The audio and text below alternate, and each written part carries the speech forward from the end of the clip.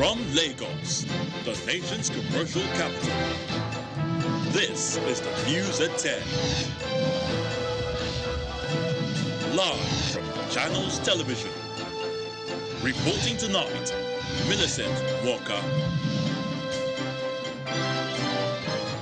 Hello and welcome. Tonight, Senior Advocate of Nigeria, Femi Falana, and other prominent lawyers warn against undermining the judiciary in the country, say Nigeria's democracy is controlled by members of the political class.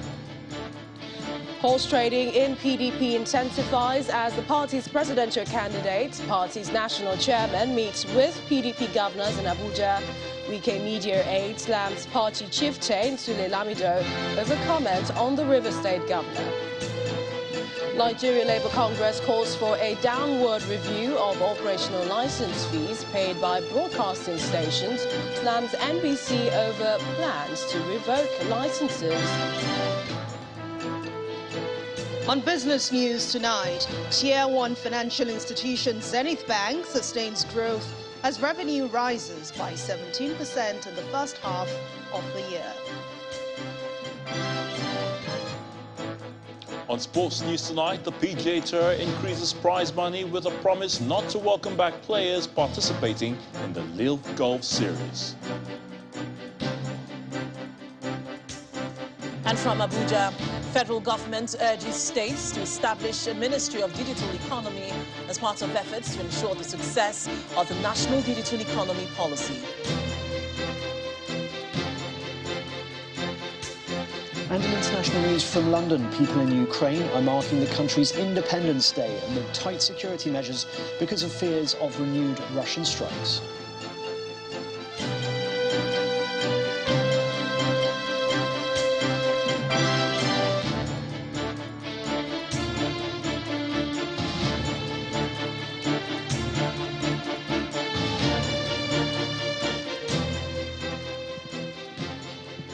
And it's been another day of fireworks at the 2022 conference of the Nigerian Bar Association in Lagos, where lawyers have been warning about the consequences of undermining the judiciary under the country's democracy. Also speaking on the sidelines of the conference, human rights lawyer Femi Falana said Nigeria's democracy is controlled by members of the political class.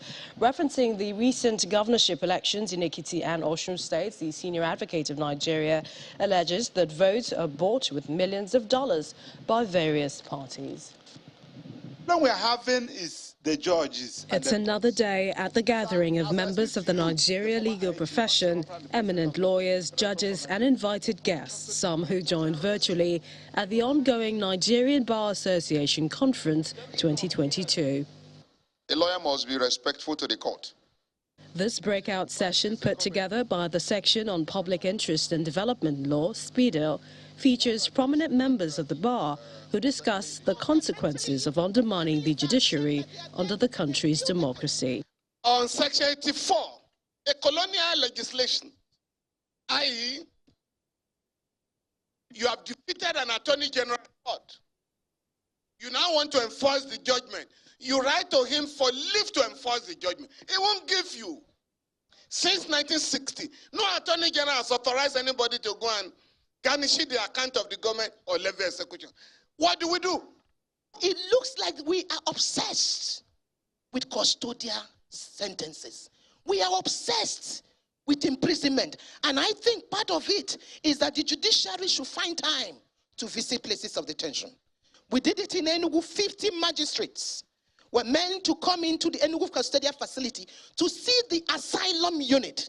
We have found that about 10% of those who were in custodial center in Enugu were persons who are mentally ill. Some classified as civil lunatics, some classified as criminal lunatics. And just for your information, the civil lunatics did not commit any offense. These bright minds in the legal profession and rights advocate put more of the blame on the judiciary. Branch of government that undermines the judicial process more in Nigeria is not the executive, it's not the legislature, it's the judicial branch of government. When you undermine your judiciary, you undermine the rule of law. when you undermine the rule of law, you undermine democracy, you undermine fundamental rights, you undermine the ability of the judiciary to check the excesses of the other branches of government.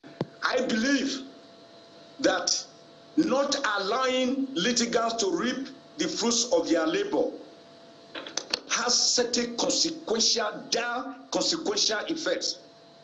One, it leads to self-help. It leads to descent into anarchy. In fact, it cripples confidence in the rule of law and in our judicial system and makes judges themselves to feel belittled. At the end of the day, all gathered here agree that it is time to take action and build strong institutions to entrench democracy. Millicent Walker, Channels Television News. To other stories, River State Governor Nyesom Wike has fired back at former Governor of Jigawa State, Sule Lamido, who recently said Governor Wike has no control over voters in his state, having become politically irrelevant. The Special Assistant on Media to Governor Wike, Kelvin Iberi, who responded to the comments by Mr. Lamido on Channel's political program Politics Today on Tuesday, described the remarks by the former Jigawa State Governor as disgusting and disdainful. It comes amid the deepening feud between the presidential flag bearer, Atiku Abubakar, and Governor Nyesom Wike. In the statement, Mr. Iberi states, while Sule Lamido has the right to his personal opinion, he lacks the right to malign Governor Wike, whose immense contributions to the sustenance of the People's Democratic Party is not in dispute. He expresses disappointment that the former governor of Jigawa State would make such an appalling comment when efforts are on to resolve the issues rocking their party. In the meantime, the National Working Committee of the People's Democratic Party today met with its governorship candidates in Abuja ahead of the 2023 general elections. The meeting, which held behind closed doors at the party's headquarters in the nation's capital, is coming amid the crisis rocking the party. Addressing journalists after the meeting, the national chairman of the PDP, Iyorchia Ayu, explains that the governorship candidates expressed concern about happenings in their various states and briefed the National Working Committee about efforts they are making to win the election. According to him, members of the party are prepared for the task ahead and that the party will win in 25 states of the Federation and is determined to do so at the national level, state assemblies, as well as the National Assembly. The governor of Oyo State, Seyi Makinde, who is seeking re-election, was absent from the meeting. And staying with politics, the president has made it clear that he will campaign for the candidates contesting the 2023 elections on the platform of the All Progressives Congress, who are fielded by the party. President Muhammadu Buhari explains in a statement that he will not recognize former members of the party or politicians who have court cases against APC candidates. In the words of the president, this is a warning to the camped party members and some others who are still in court against official candidates of the APC that they are on their own and nobody outside the party's tent should link what they are doing to President Buhari. The statement adds that President Buhari remains a disciplined soldier of the APC and he will not betray or undermine his party by supporting candidates other than those of the APC. He also directs officials in and around the presidential villa and all those engaging in what he describes as loose talk to resist making controversial statements that eventually end up hurting the party and the government. Meanwhile, the federal government has ruled out the possibility of resuming the Abuja-Kaduna train services for now, as doing so would be insensitive to the plight of families whose loved ones are still in captivity following the March 28, 2022 attack on the train by bandits. This was made known to State House correspondents by the Minister of Transportation, Mr. Muazu Sambo, after the Federal Executive Council meeting presided over by the President at the State House. According to him, the government is still investigating the right type of surveillance system to procure to monitor the trail tracks. Our State House correspondent Gloria Mozuke reports. Minutes before the president chairs the Federal Executive Council meeting, the vice president, Professor Yemi Osinbajo, attends physically for the first time since July and is welcomed by elated cabinet members. The president had chaired the meeting in his absence since he underwent a successful surgical operation in Lagos, compelling him to attend meetings virtually while recuperating. Various memos approved include 1.49 billion naira for the repair works at the Nigerian Railway Corporation.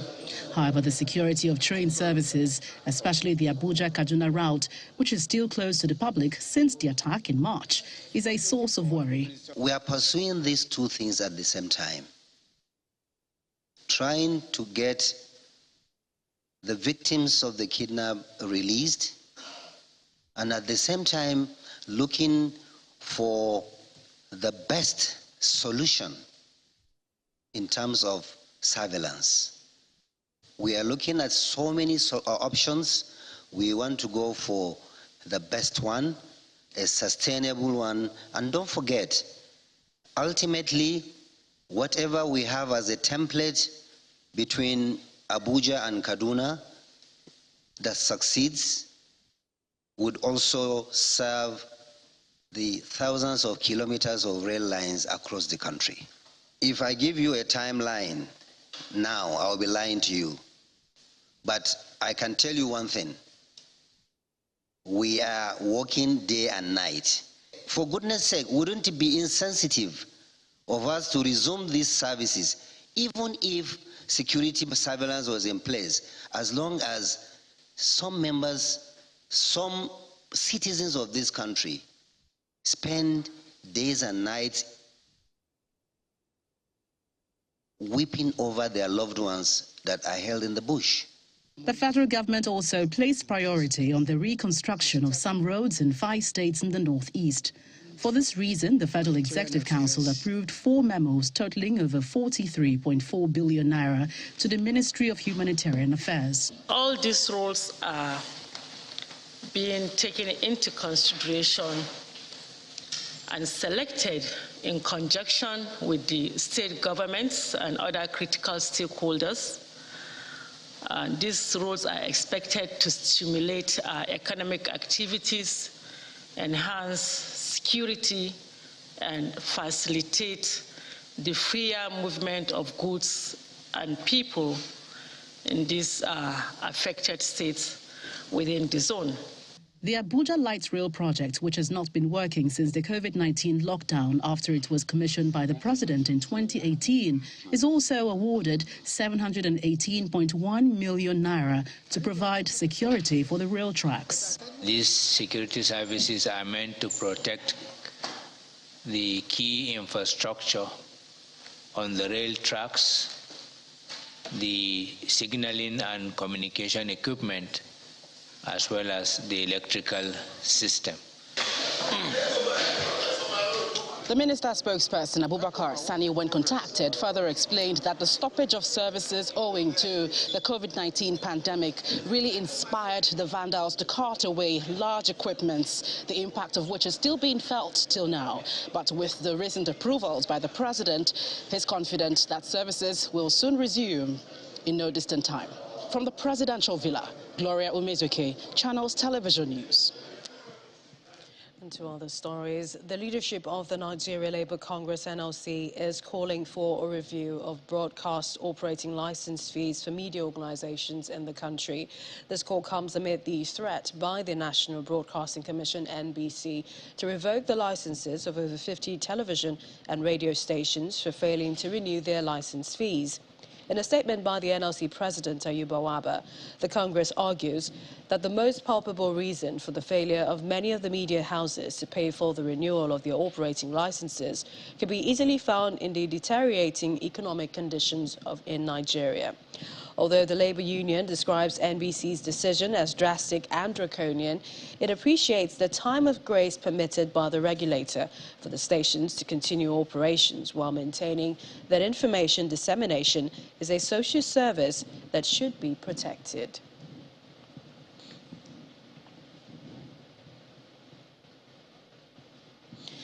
In part two, after the break, Borno State Governor begins rebuilding of two communities formerly used as Boko Haram strongholds in the Lake Chad area. Please stay with us.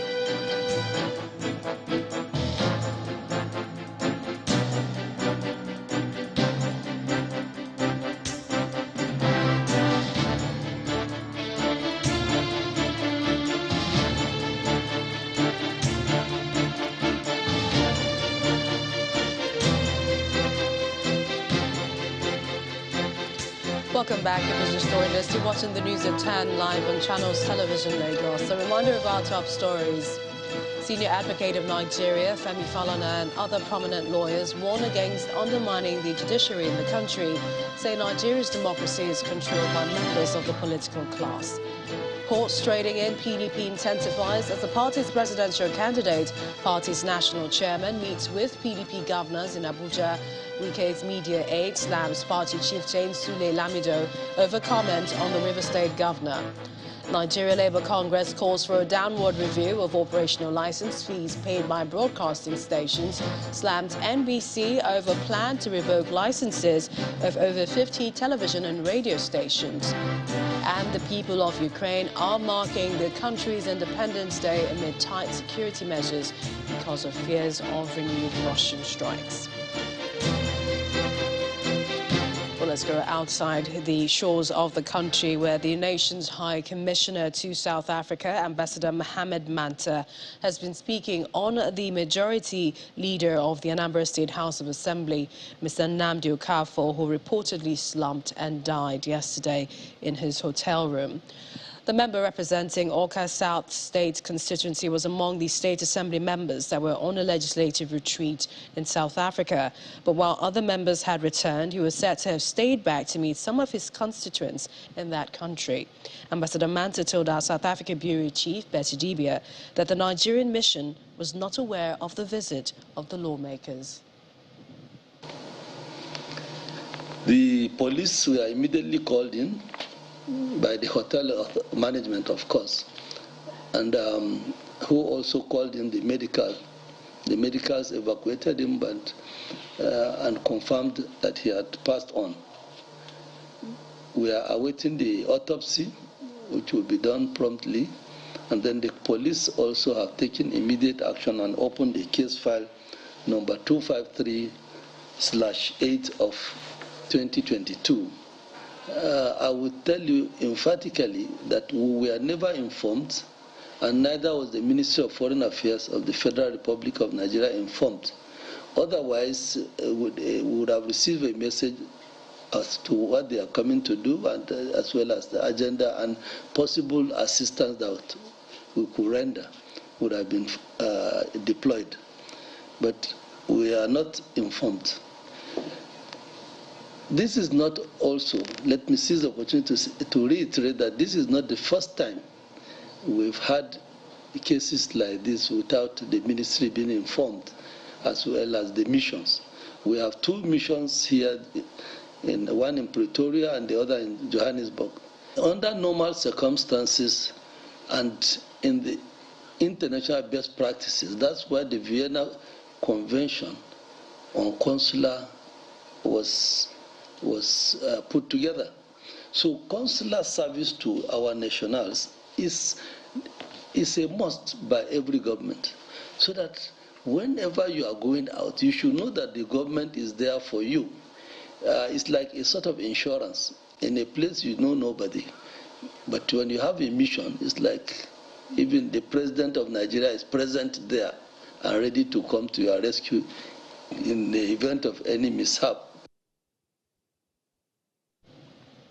And back in Nigeria, persons displaced from Gudumbali and Marari as a result of Boko Haram insurgency in Borno State may soon return to their ancestral homes as the state government has begun rebuilding the communities.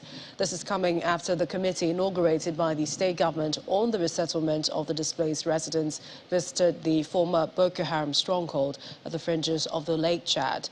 Gudumbali, the headquarters of Gazamala local government area, has been without human existence since the residents were dislodged by terrorists in 2018.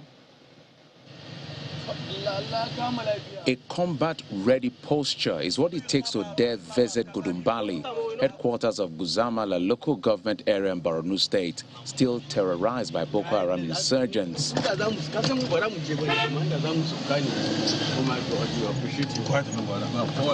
After about 10 hours long drive through difficult terrain, the military convoy led by the garrison commander of the mobile police force, civilian JTF and government officials are here to see and assess what's left of the deserted town where over 100 soldiers were reported killed following terrorist ambush in 2017.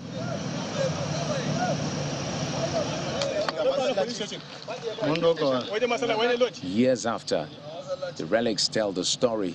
Even here, where the sick and wounded usually find solace, is left desolate. However, the state government says it is determined to change the narrative and return the former inhabitants to their ancestral homes. We have seen the level of damage done to our facilities in the local government. We'll immediately go back to Maiduguri, make our estimation, and submit to government for immediate rehabilitation of these infrastructures. Immediately after the development of these infrastructures, we will return all the willing inhabitants of this local government. They will voluntarily come back and take the pieces of their lives. Immediate priority is now is to have security on ground here in Gudumbali town.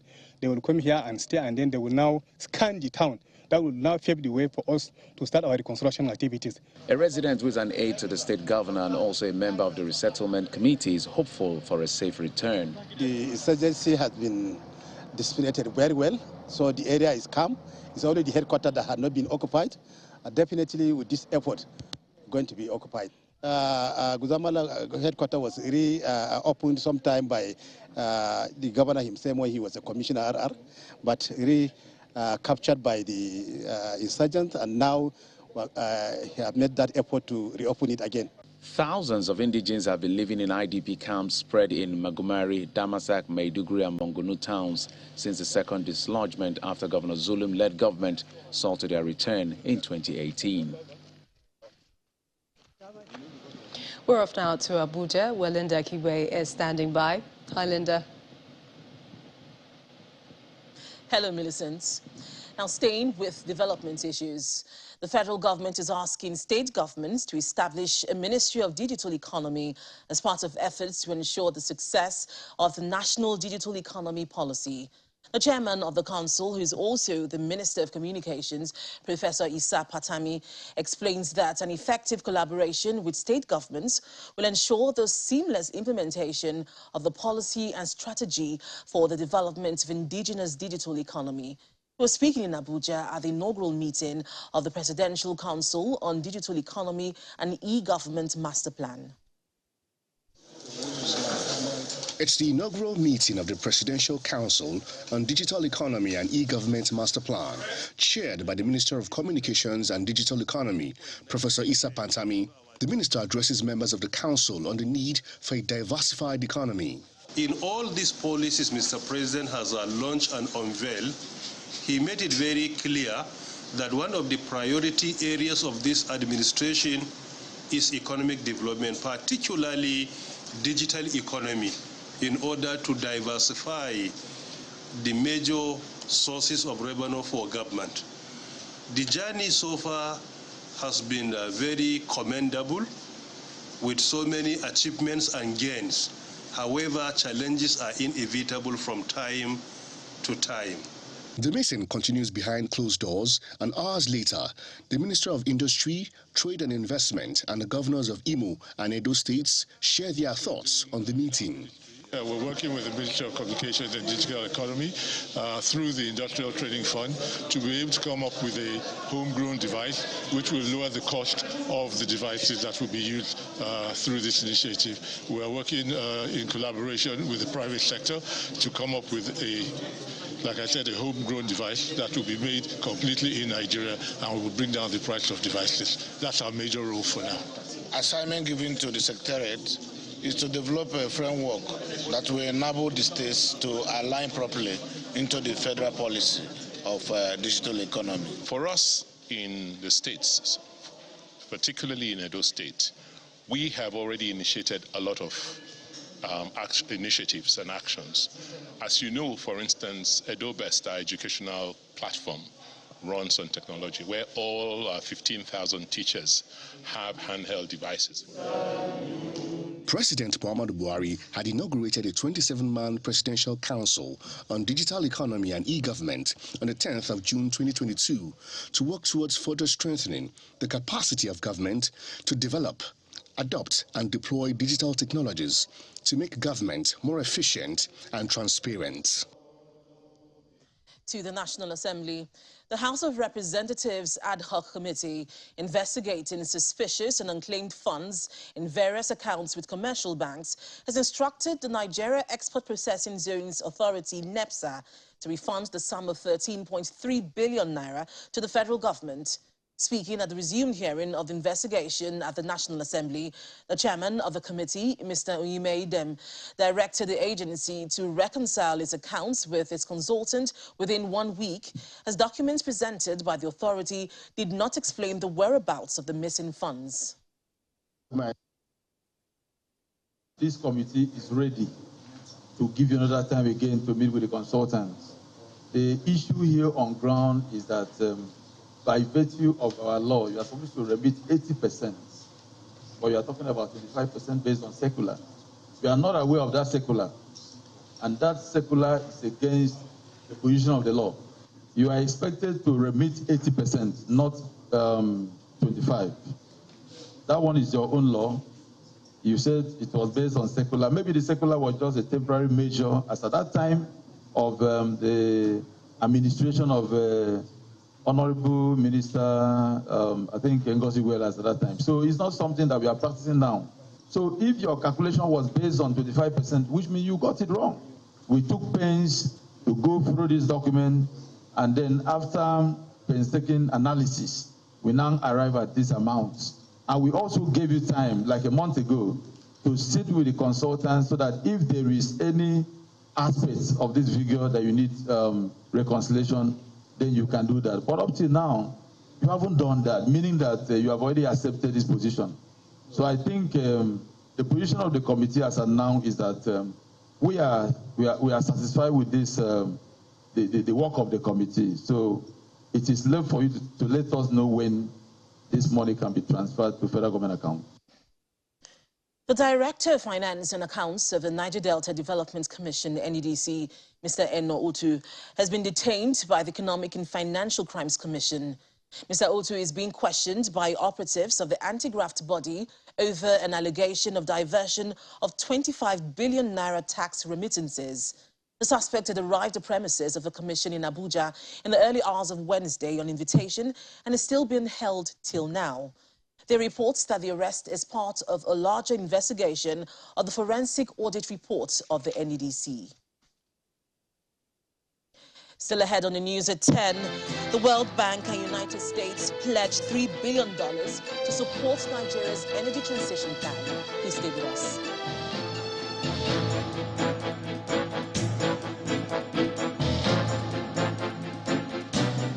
Welcome back to Lagos.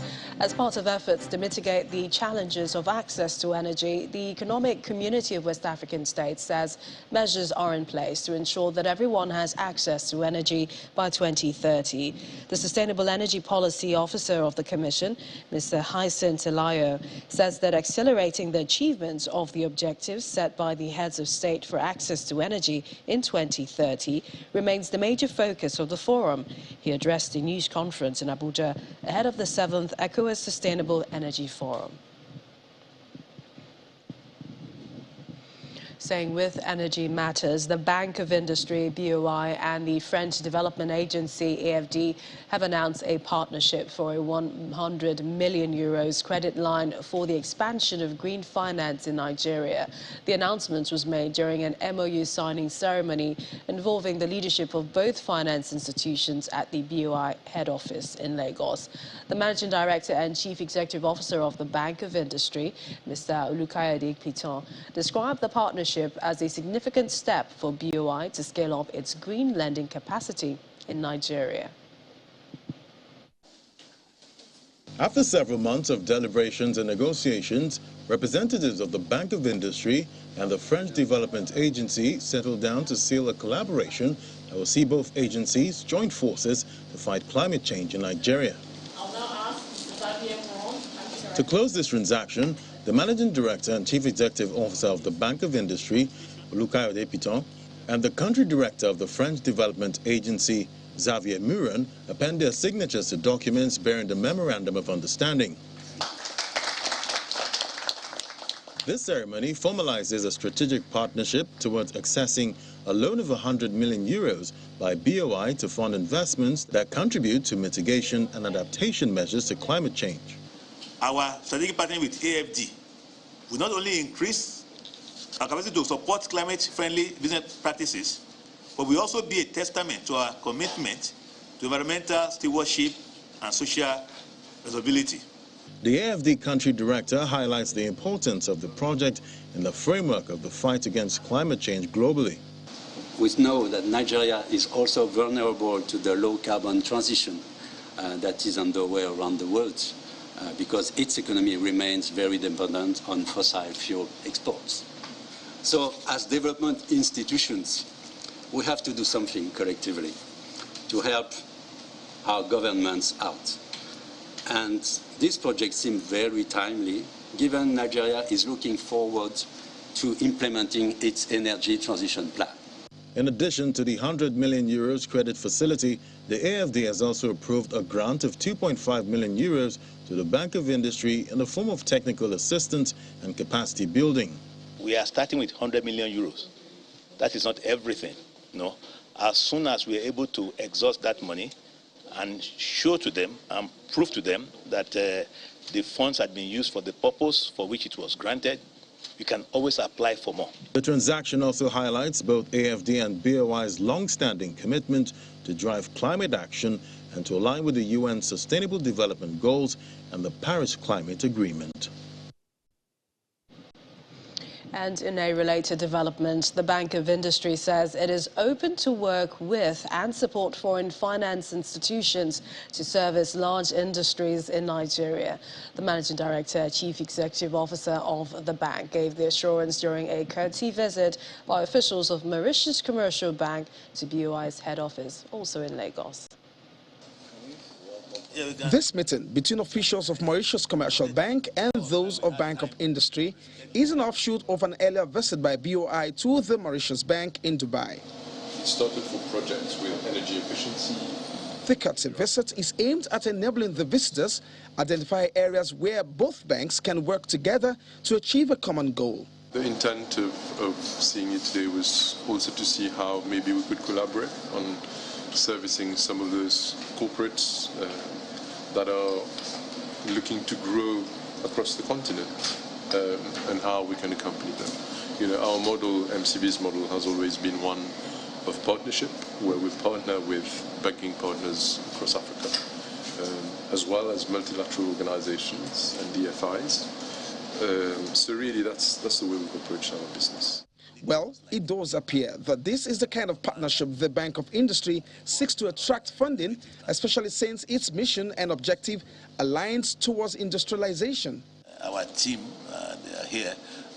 We can actually have detailed discussions on how we can partner aside from the funds we put in syndications.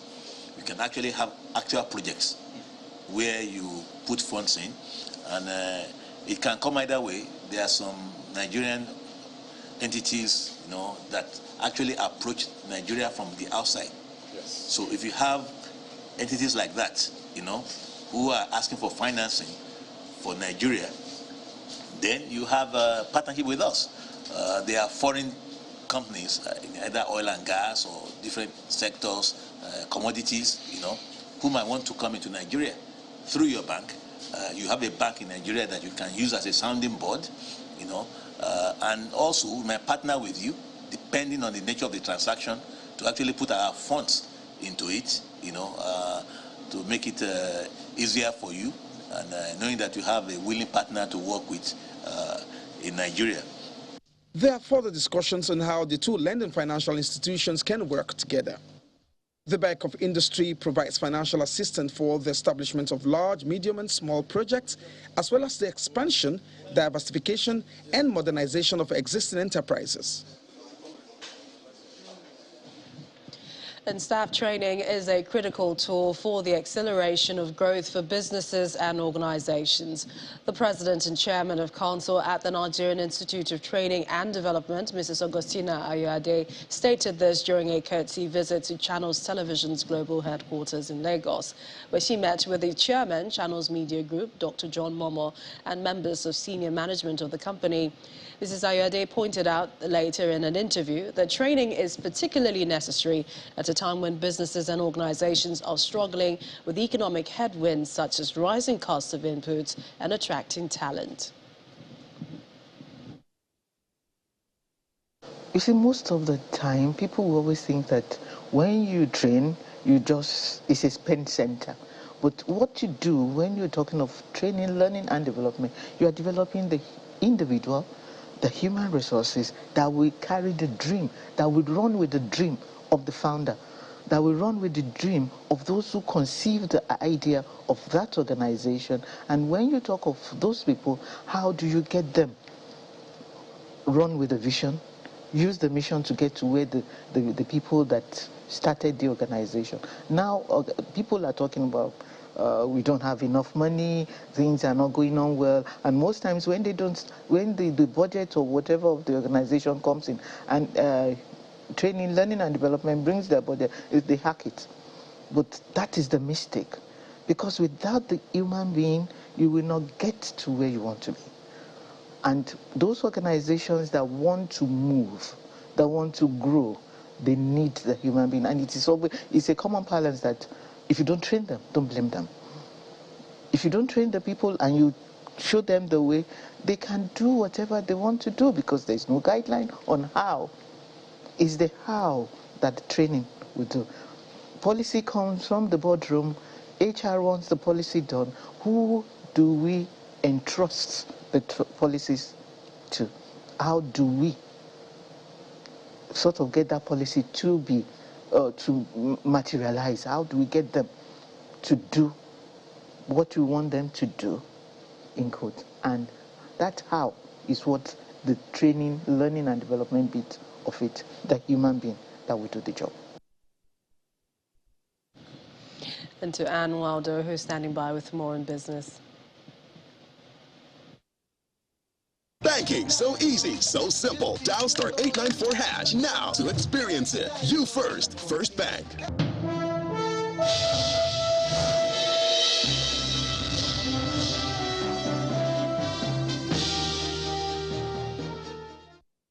Thank you very much, Millicent. Hello and welcome to Business News. We'll begin with the World Bank and the U.S. Export-Import Bank's announcement of plans to inject over $3 billion to implement Nigeria's energy transition plan.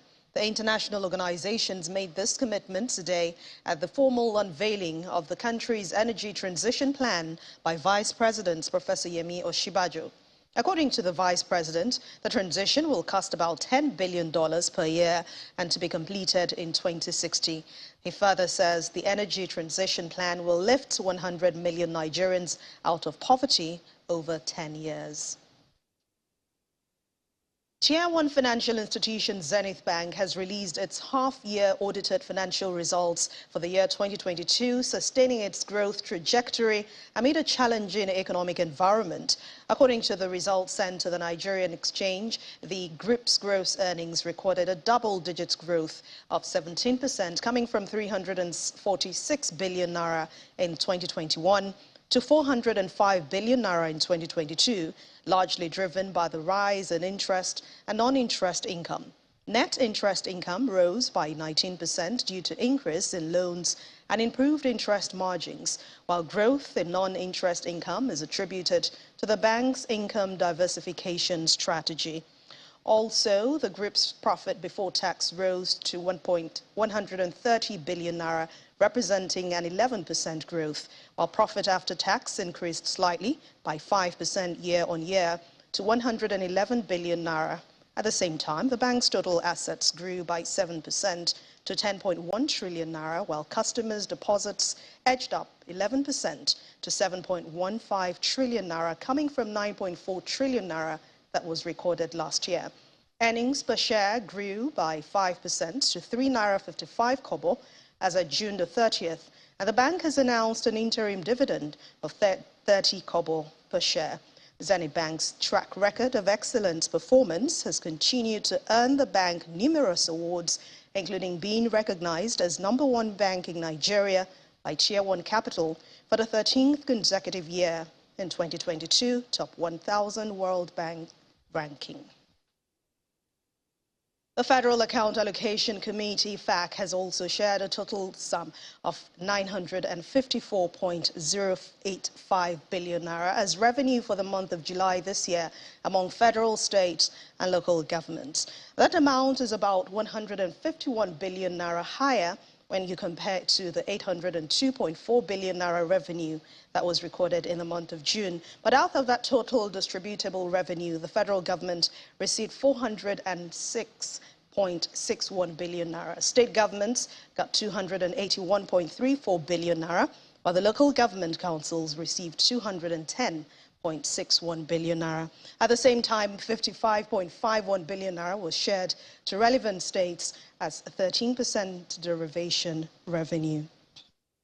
And now we head to the equities market. Well, it made a rebound today after 2 negative trading sessions, so the color is green today. Let's hear the details from Laddie Williams.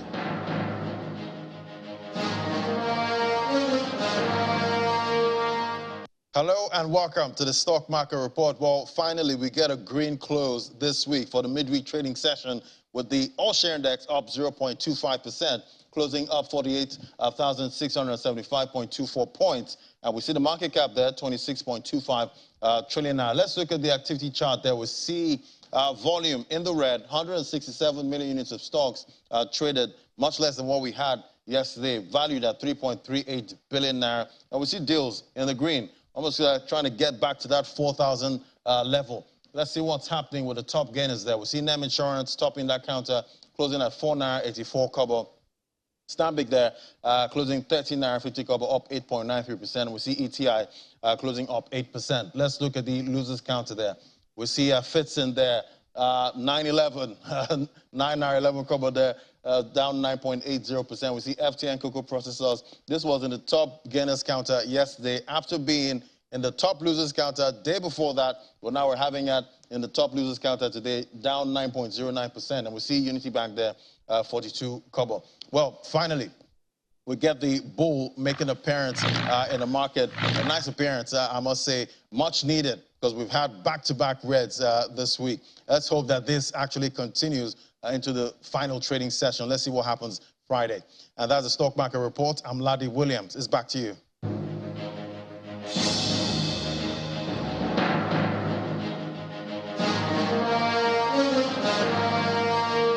Thank you, Laddie. Well, we can only hope for green color throughout this week. But let's check out the closing numbers for other major markets around the world.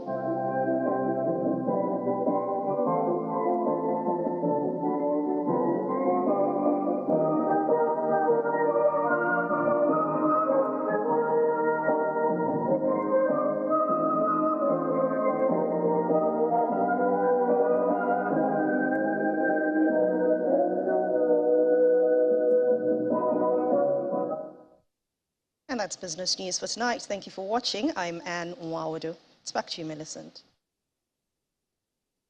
Banking, so easy, so simple. Dial *894# now to experience it. You first, First Bank. Thank you, Anne. It's Independence Day in Ukraine, but there has been no open celebrations because of the war with Russia. And the president believes Russia plans a barrage of airstrikes. August 24th also marks the 6th month since Russia invaded Ukraine.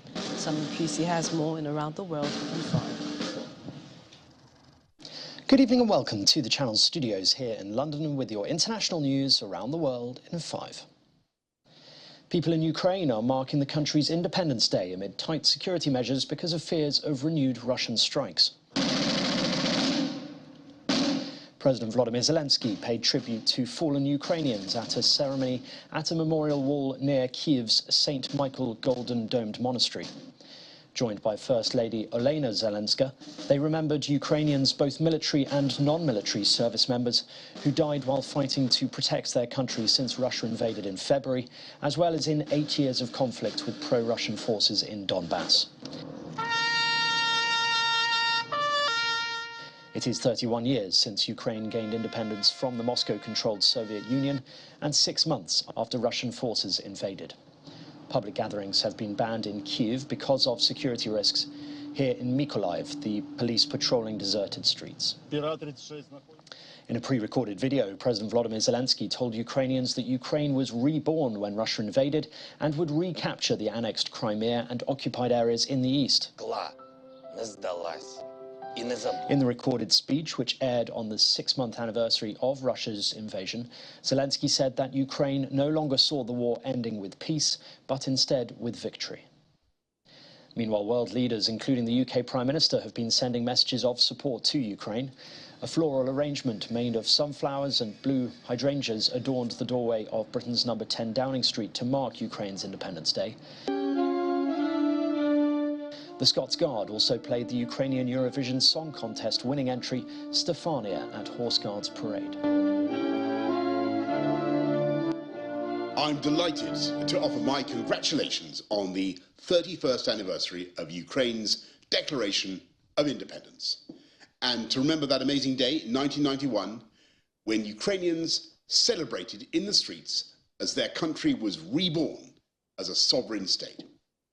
Alas, today, Ukraine's independence is threatened once again, and her people are fighting with steel and with courage to defend their homes and their families, and to preserve their right to decide their own destiny in their own country. I've never doubted for a moment that Ukraine is going to win this struggle, because no force on earth can overcome the patriotism of 44 million Ukrainians. Pope Francis is calling for concrete steps to end the war in Ukraine and avert the risk of a nuclear disaster at the Zaporizhzhia nuclear power plant. Speaking at his weekly general audience in the Vatican on Ukraine's Independence Day, he condemned wars as madness. He also called arms merchants who profit from war delinquents who kill humanity. Workers have gathered across South Africa to make a stand against the rising cost of living. Trade union federations SAFTU and COSATU are expected to lead thousands of protesters in protest action in 6 cities across the country over the rising cost of living, load shedding and other socio-economic challenges confronting the country. Coinciding with the protests, the latest stats figures showed that electricity tariffs increased on average by 7.5%, while transport costs were up 4.8% between June and July, with fuel rising by 9.4%. South Korea and the United States have continued their largest joint military drills in years, with the resumption of field training as the allies seek to tighten readiness over North Korea's potential weapons tests. The annual summertime exercises, renamed Ulchi Freedom Shield this year and scheduled to end on September the 1st, come after South Korean President Yoon Suk-yeol, who took office in May, vowed to normalize the combined exercises and boost deterrence against the North. And finally, footage of a bull on the loose in Lima in Peru has gone viral after escaping from a truck that was transporting him to a slaughterhouse.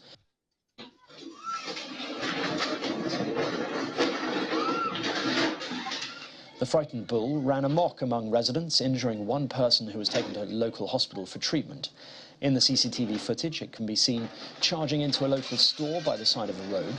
Locals eventually managed to capture it after 40 minutes in pursuit of the animal. And that's your international news around the world in 5. Now back to the Channel studios in Lagos.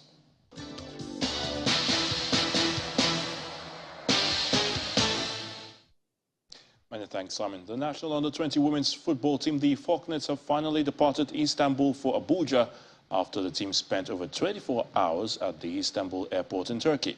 The NFF, in a statement earlier today, said the World Football Governing Body, FIFA, had booked the team's tickets and did not envisage the hitches that saw the team delayed for more than 3 hours in Bogota and another 1 hour in Panama, which made the team miss their flight heading to Abuja from Istanbul.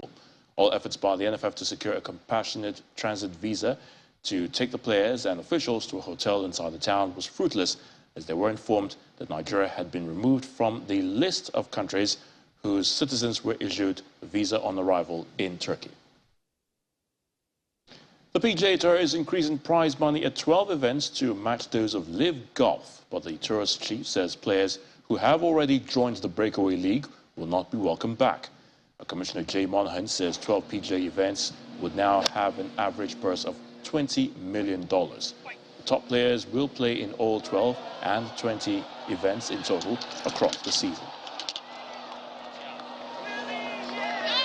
The PIP will now reward 20 players, and we're doubling the payout from $50 million to $100 million, effective with the 2022 final standings.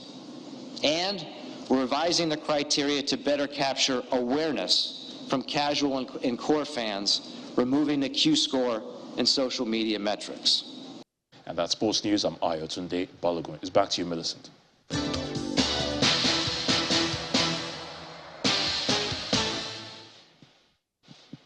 Thanks, Ayotunde, and welcome back. And the main news again.